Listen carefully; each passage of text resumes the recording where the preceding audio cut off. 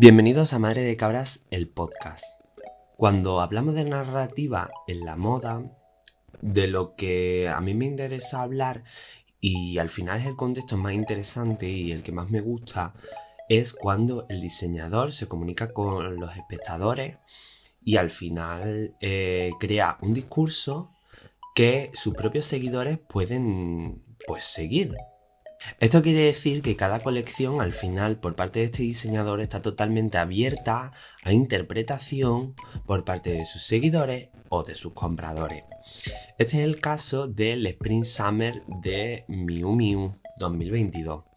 Y es una colección que me ha parecido bastante curiosa por el hecho de que era una colección muy inesperada.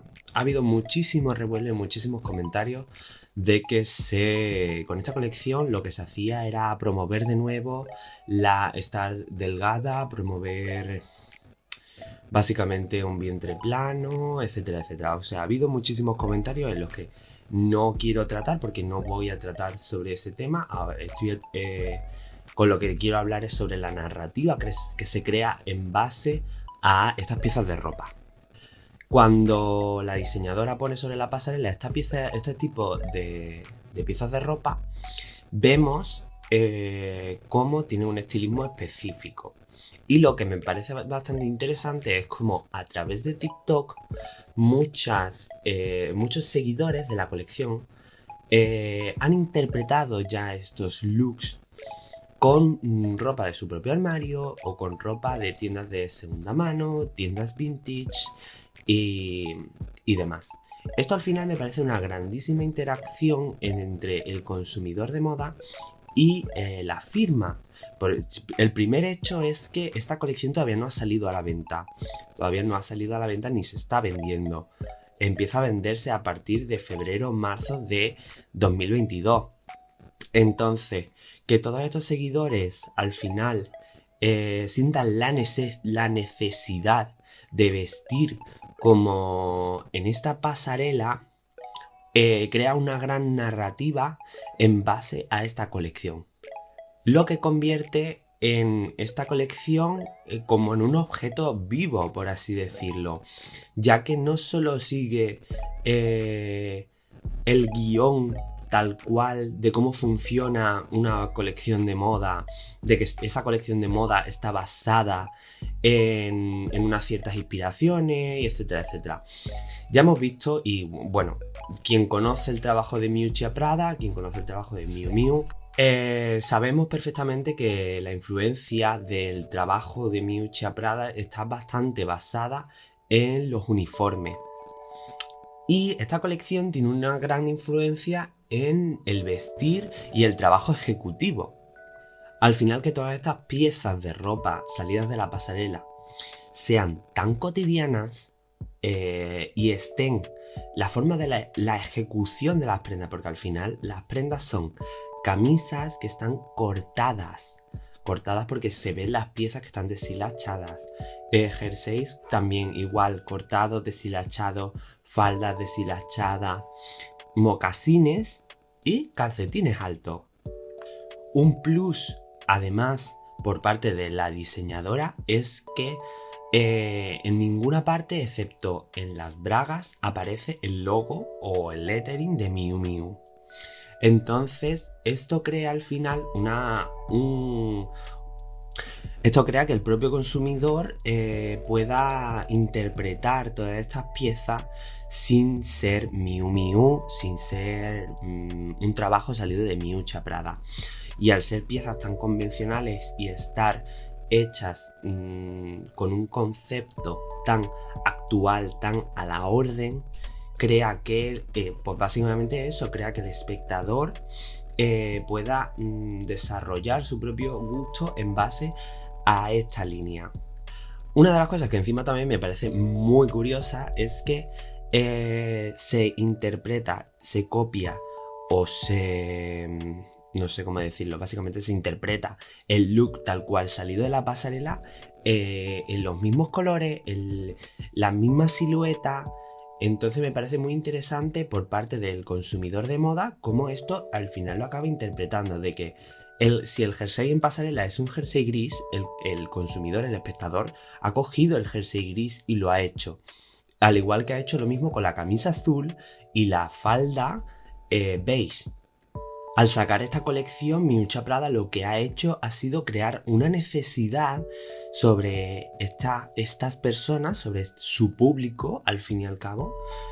Y hemos comprobado de que el público de Miu Miu está muy definido, ya que casi todas las personas que han llevado estas piezas a lo largo de lo que yo he visto en TikTok son como el mismo prototipo de personas y que siguen como el mismo prototipo de... que tienen los mismos gustos al final. No es la primera vez que pasa. Ahora lo acabamos de ver con el Spring Summer de Miu Miu, pero no es la primera vez que pasa, ya que conocemos a diseñadores que han diseñado siempre en base a las expectativas del público o han diseñado en base a un concepto creado por la sociedad.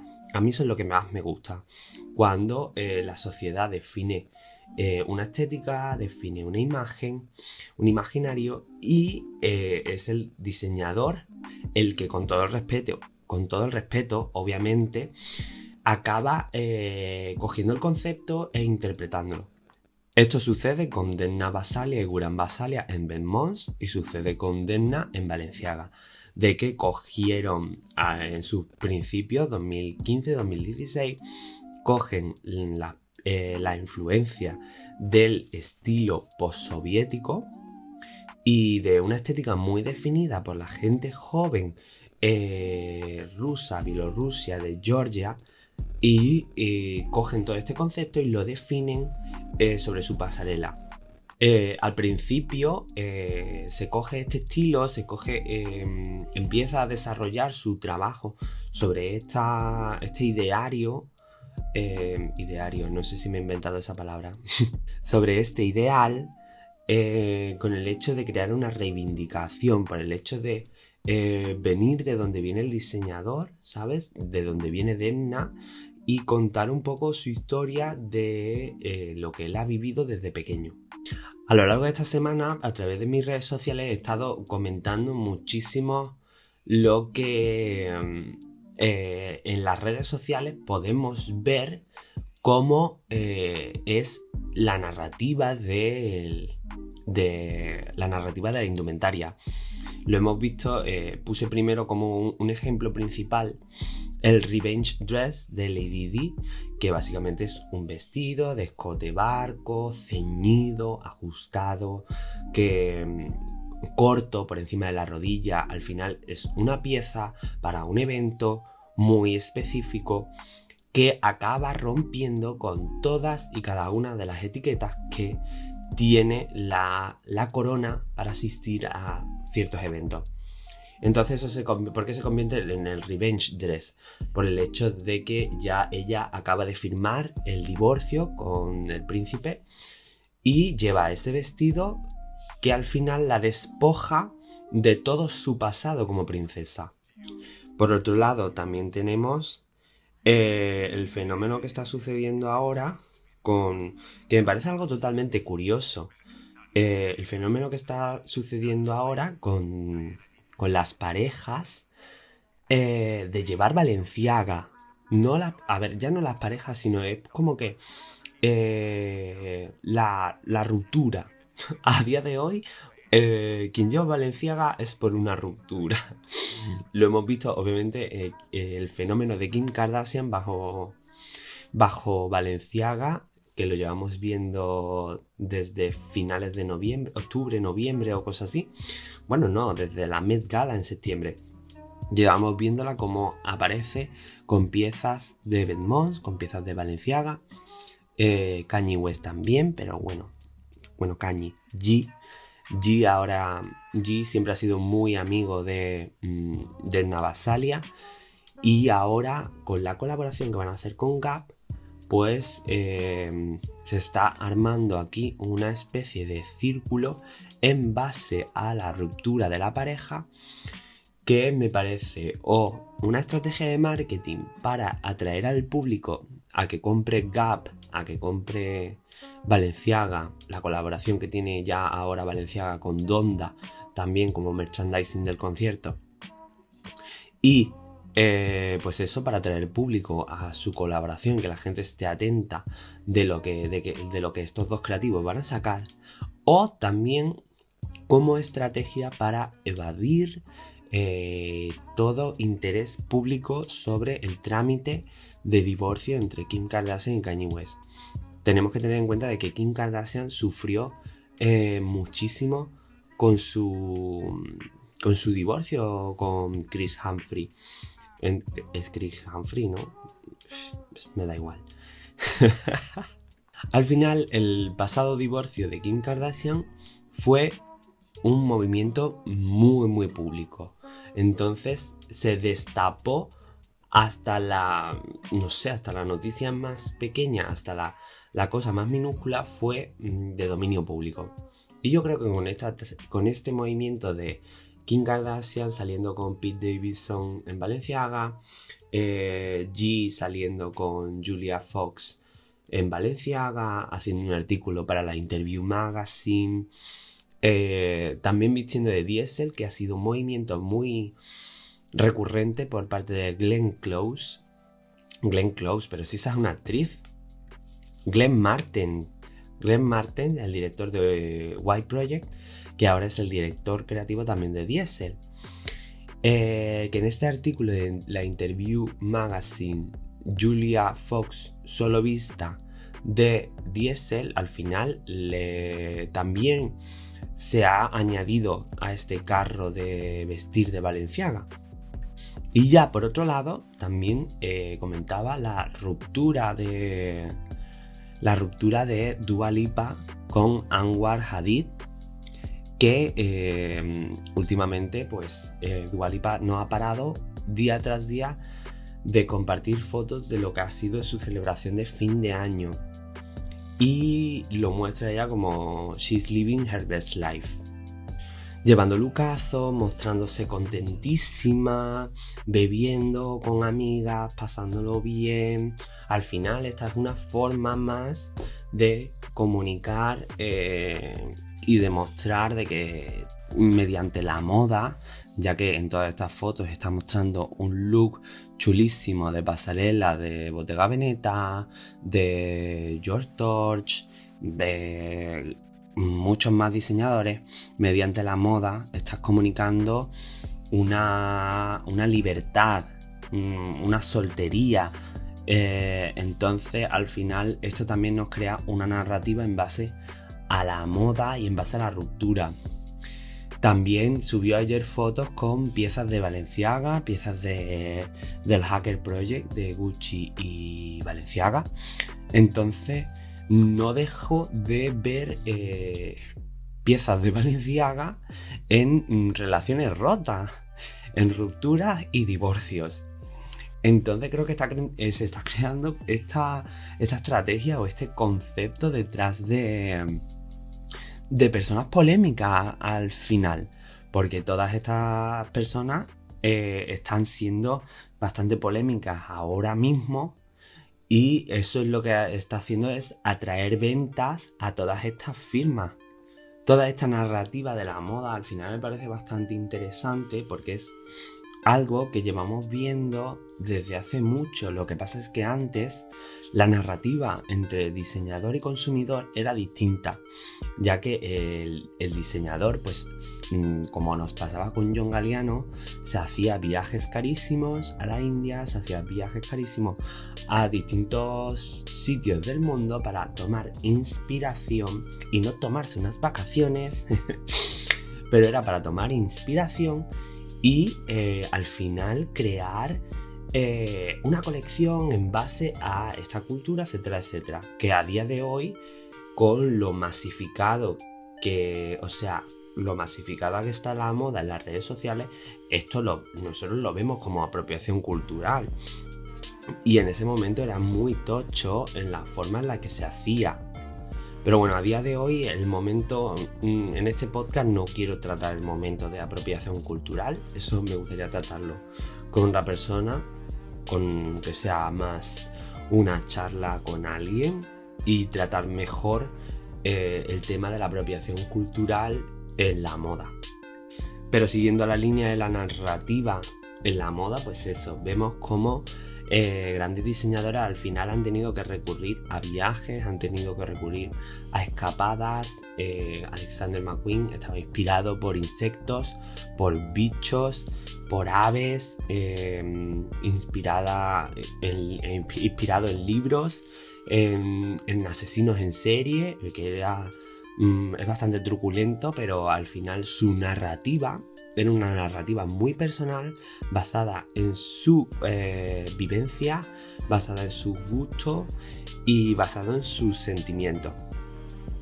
Entonces, esta forma de expresarse en la actualidad creo que está cambiando poco a poco y está haciendo, pues, como lo que hemos visto en Miu Miu, como lo que estamos viendo en Belmont, que es una narrativa más accesible para el público, ya que el resto, pues al final vamos a poder interactuar con estas firmas de moda sin tener ese poder adquisitivo.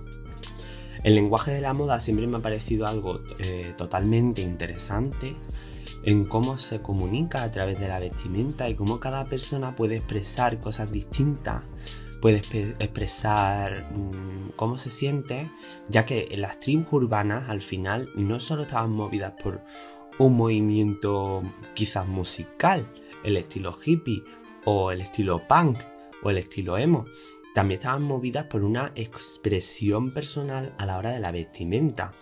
Entonces catalogamos ciertas piezas de ropa a una tribu urbana, a un movimiento específico. Entonces esto al final es un tipo de lenguaje y es un tipo de narrativa. Para seguir dando pequeñas pinceladas sobre la narrativa en la moda, también obviamente nos tenemos que remontar a otros momentos en los que no era conocido tanto la moda a través de redes sociales, sino más bien conocían la moda por el estatus de la sociedad. A día de hoy, el conocimiento de moda sobre la moda del siglo XVI, siglo XVII que tenemos es gracias a la indumentaria de la gente rica y de la burguesía. Y dependiendo del tipo de ropa que llevaba, se podía ver la tendencia que se podía desarrollar en ese momento, pero también, sobre todo, su estatus social y cómo se definían ellos mismos a través de su propia ropa. También un elemento muy importante dentro de la narrativa y de la comunicación en la moda es los colores, ya que a día de hoy vestir de color está hecho totalmente... No sé, que todo el mundo puede vestir de color y es muy accesible las prendas de color para todo el mundo. Y como ya he explicado sobre la colección de Miu Miu, sabemos que son tipos que el estilo que está basada la colección Spring Summer 2022 de Miu Miu es de estilo ejecutivo, es por el hecho de que las piezas están designadas para un momento específico que es el trabajo. Y están formadas por trajes de chaqueta y falda, jersey, camisas, mocasines, etc.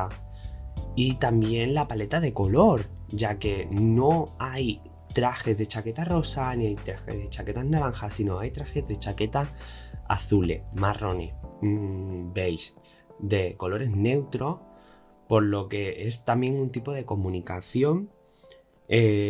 Todos estos colores al final lo que están creando es una seriedad, ¿sabes? Porque es lo que se busca, que toda esta gente que vista de forma ejecutiva tenga una seriedad sobre el resto.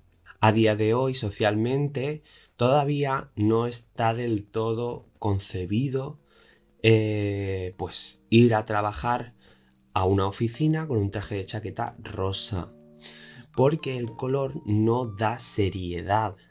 Pero, o sea, la persona puede ser la más seria del mundo y gustarle el color rosa y ir vestida de color rosa el resto de su día a día, pero al final no, socialmente, para la sociedad, para lo que está estipulado en sí, como en la norma no escrita de la vestimenta, es que el color rosa obviamente no te va a dar seriedad. Color rosa, el color naranja, pero si vas vestido de negro, vas vestido de azul oscuro, vas vestido de beige, de colores neutros, al final todas estas piezas están dentro de un contexto que es lo que ya he dicho, es un contexto no escrito, simplemente formado está formado en un imaginario, pero crean un lenguaje distinto entre el espectador y el comunicador. También dependerá de el país en el que cada persona esté para que ciertos colores comuniquen una cosa o comuniquen otra, ya que pues obviamente hemos estado desde siempre influenciados por movimientos históricos y dentro de esos movimientos históricos voy a entrar en profundidad en España, ya que de donde soy, obviamente, pero entrando en profundidad en España, pues obviamente la guerra civil española marcó un antes y un después en la historia de España y en cómo vestimos. Porque después de la guerra civil vino el franquismo y al venir una dictadura, todo esto hizo que España se redujese a el color negro, a colores neutros a nivel social, por la falta de pobreza, por haber salido después de una guerra, por una catástrofe tan grande como es esta, estar dominados por una dictadura que no te dejaba acceder a ningún contenido exterior de España. Es que esto al final es un contexto muy grande que a día de hoy yo, como parte de la generación Z, la generación millennial, no vamos a entender de que se nos censuró a nivel global. En España estábamos totalmente muteados, entonces incluso lo que a día de hoy conocemos como las prendas negras de luto, en toda esta época el negro de España se le acaba llamando como negro español, y Cristóbal Valenciaga lo define muy bien en sus datos y sobre esta época, ya que España estaba pasando por un luto de haber pasado una guerra civil con muchísimas muertes y haber estado pasando por una dictadura.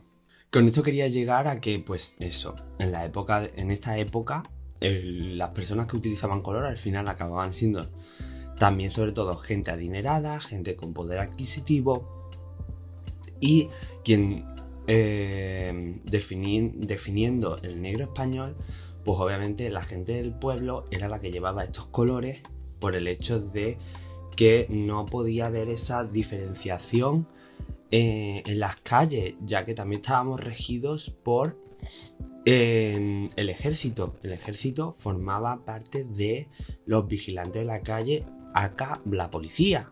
Entonces, también muy definido por el vestuario civil y de su paleta cromática. Entonces, a nivel social, desde 1933, que es cuando estalla la Guerra Civil Española, hasta 1975, que es cuando acaba la dictadura de Franco, pasaron muchísimos años, o sea, 40 años de dictadura más 3 años de guerra civil, en total 43 años, es que es muy fuerte, 43 años en los que la moda de España no avanzó ni entró dentro del contexto de vamos a usar minifalda porque son los 70. Se tenía que usar, bueno, sí, en los 70 ya casi que sí, porque Franco ya estaba en las últimas a punto de soltar la cuchara y básicamente en ese momento no estaba tan regido. Pero ese momento de auge de moda de los 60 ese gran auge de la moda de los 50 no se vive en España. En España al final se acaba viviendo una moda muy recta, muy influenciada por la moda civil, de hombros muy definidos, no había volúmenes, no había nada. Entonces, yo quería llegar con esto a la influencia del color en el lenguaje de la moda, en cómo al final el color se convierte en parte de todo esto, de que es como la gran pincelada que define un tipo de vestuario. La comunicación de moda al final tiene como muchísimas ramas, ya que las siluetas pueden definir muchísimo la forma en la que te expresas, tanto las siluetas como el color, como los tejidos, al igual que existe el lenguaje de los abanicos, que es algo súper interesante, la forma en la que se comunicaban en la época en la que se utilizaban los abanicos, pues siglo XVII, siglo XVIII, cosas así. Entonces, la gran importancia del lenguaje de los abanicos, también existe la gran importancia del lenguaje de la indumentaria y el lenguaje de la vestimenta. Lo podemos ver sobre todo en grandes obras como La casa de Bernarda Alba, la influencia del negro español tras el luto del marido de Bernarda Alba, y la influencia, la aparición del color verde, ¿vale? Reflejando esperanza, pero tampoco os voy a desglosar el libro de La casa de Bernarda Alba si no lo habéis leído, pero es un libro en el que el lenguaje del color y de la vestimenta tiene una gran influencia, y sobre todo porque se desarrolla en un contexto previo, o sea que imaginaos, desarrollado en un contexto previo antes de la guerra civil, que es cuando se escribe este libro por parte de Federico García Lorca. Después de haberos dado un pequeño paseo sobre todas porque también son partes, como al final son parte de mi influencia, Cristóbal Valenciaga, esta época de guerra civil, esta época de dictadura, Federico García Lorca, todo esto al final acaban siendo parte de mis influencias y de mis gustos. Después de haberos dado este paseo por todo lo que por todas estas personas que tratan el lenguaje de la indumentaria y tratan el lenguaje del color, espero que os haya gustado este capítulo, así un poquito dando saltos, pero para que vayáis viendo de que el lenguaje de la indumentaria, junto al color y junto a las siluetas y etcétera, pero siempre el lenguaje y la narrativa de la indumentaria se encuentran presentes a lo largo de la historia desde siempre. O sea, me puedo remontar a la antigua Roma, cuando los emperadores vestían de colores púrpura simplemente por el hecho de que el color púrpura era un color que no se podía adquirir, era un color carísimo de crear, de hacer, y entonces para crear esa gran distinción social. No he llegado a tocar los temas de la distinción social, los estatus de la burguesía, la realeza y el pueblo a través de la indumentaria, pero es algo súper interesante también de tratar y que otro día hablaré de ello. No me quiero demorar más, espero que os haya gustado un poquito este desarrollo sobre la narrativa de la moda, y de que lleguéis a leer la colección de Spring Summer 2022 de Miu Miu de otra manera, después de todo este desarrollo, esta investigación en base a Miuccia Prada y su gran trabajo, que de este podcast pues somos gran admiradores. Y también pues un besito y un saludo a mi profesor de historia, que espero que no me tire de los pelos después de escuchar este podcast porque haya dicho algo que esté mal, porque lo estoy diciendo todo como de cabeza y no estoy guionizando nada. Gracias y nos vemos la semana que viene.